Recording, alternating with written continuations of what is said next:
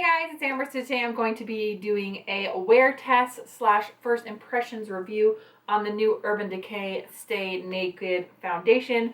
This is supposed to be a weightless liquid foundation for up to 24 hours of wear. So if you guys aren't familiar, I do have rosacea. It is actually doing pretty good right now, so I don't have a lot of redness, but I still have some on my nose.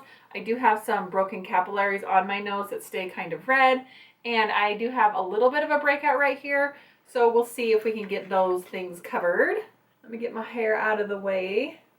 And I'm going to be using the primer that I normally use, which is the Smashbox Photo Finish. And then I do use a little bit of the Cover FX Blurring Primer. Even though this is supposed to blur, I like a little extra, like in my nose and on my pores, because I just like that flawless look. And then I just have a beauty sponge to apply it. And then I'm going to use my Pacifica powder, which is the powder that I always use, so I can kind of determine how well it functions compared to other foundations when I use the same routine all the time, so I'll know if it doesn't work. Alright, so first thing I'm going to do is go in with the Smashbox primer. This one is a little bit more silicone based, so I like this for my entire face. I already have moisturizer on. I've still been using my Curology, but it's been a little bit stressful lately, and there was a few nights over Christmas that I slept with my makeup on just for pure exhaustion. I don't typically do that, but when I do, it results in breakouts. So stress and not washing your face will do that to you. So normally my skin is pretty good, but it's a good way to test out a foundation, see if it'll cover. I just use the Cover FX right here, the sides of my nose, and right between my eyes. I'm getting those like W's right there, you know, frown lines, whatever you want to call them. They don't stress me out too bad. I just put a little primer in them. Good to go. So this is supposed to be flexible, breathable, real skin matte finish, medium buildable coverage, does not transfer, minimizes the appearance of pores, stay true color, waterproof, vegan formula. So lots of claims there. Here's what the packaging looks like. It's very beautiful. There's a wide variety of range of colors, and it kind of, they have like cool and neutral and warm. So I would suggest getting color matched just because there's so many shades. Sometimes it's super overwhelming. I looked at it. I don't know how many there are, but there was a ton when I looked at the display. I was like, luckily the Urban Decay rep was there when I purchased this at Ulta, so I just had her match me, and it was perfect. Alrighty. You can tell I've never used this because it's... Okay, just a moment, please. We need to do some cleanup on aisle 4. All right, let's try that again. Note to self. Point downwards. So since my skin is doing better, I felt like I could go with a little lighter foundation. That was more medium coverage, but I still want the long wear. Sometimes with these more medium foundations, I feel like they wear off super quickly.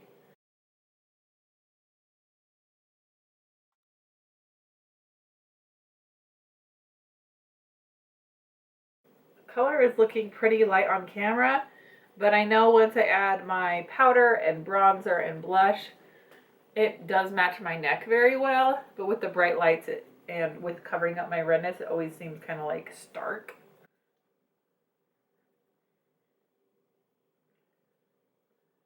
So far, with just one application, I can tell that I can still see some redness on my nose. I can definitely still see my acne there, which is fine.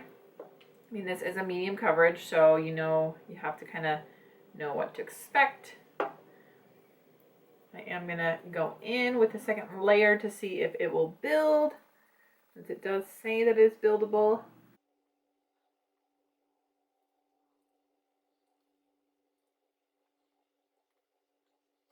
So I'm not going to use any concealer because I feel like if I go in and doctor this all up with concealer and cover things up, then you're going to be like, well, was it the concealer? Was it the foundation? I don't know.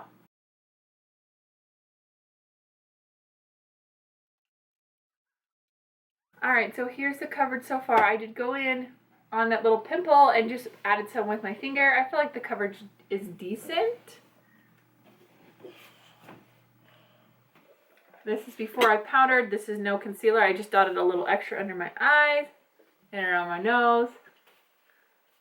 Okay, so I'm going to powder.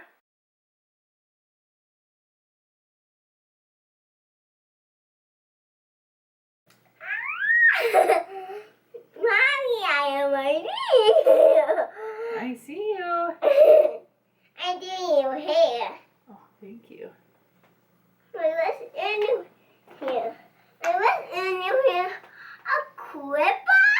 A clip? Yes. To do your hair? Uh-huh. Alright, so I'm going to go ahead and apply the rest of my makeup, and I'll give you guys a really quick close-up before I do that. Then I'll show you what it looks like with all the rest of my makeup on, and then I'll do some check-ins throughout the day and show you guys how it is wearing. Okay guys, so I ended up having my foundation on and my brows on for majority of the day, and I didn't put on the rest of my makeup. So here is how my foundation is looking. My eyeshadow and lipstick are fresh, blush and everything, but I didn't repowder anything. I just added to the foundation that was there, and it's been on about 6 hours. So, how's it looking? That looked pretty good. I could tell that it's kind of worn away off this little zit right there. But overall, I definitely would say it is a matte finish. I did not spray it with setting spray, so I think that might help if you don't like a real matte finish.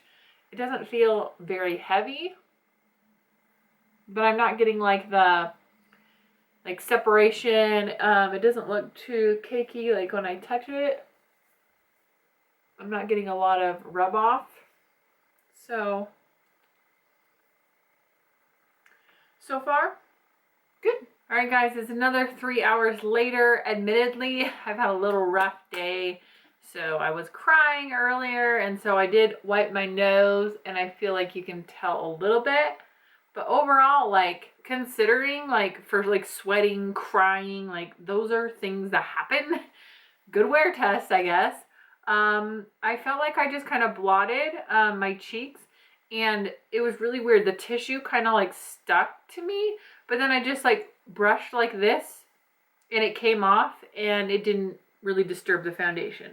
So that was, like, a kind of, I guess, a positive out of a negative. But I definitely feel like, you know, I would need concealer on that, of course. But overall, I don't think it looks too bad. I can get up and close and personal here to see if it's settled in. My lines here, I think, you know, like my eyes, it's a little right there, probably, you know, because I was crying a little bit. Overall, though, I don't think it looks bad. So I'm going on like 9 hours, which would cover your full standard day. And I think so far, like from far away, I don't think anyone would even notice. Like, I think that everything still looks good.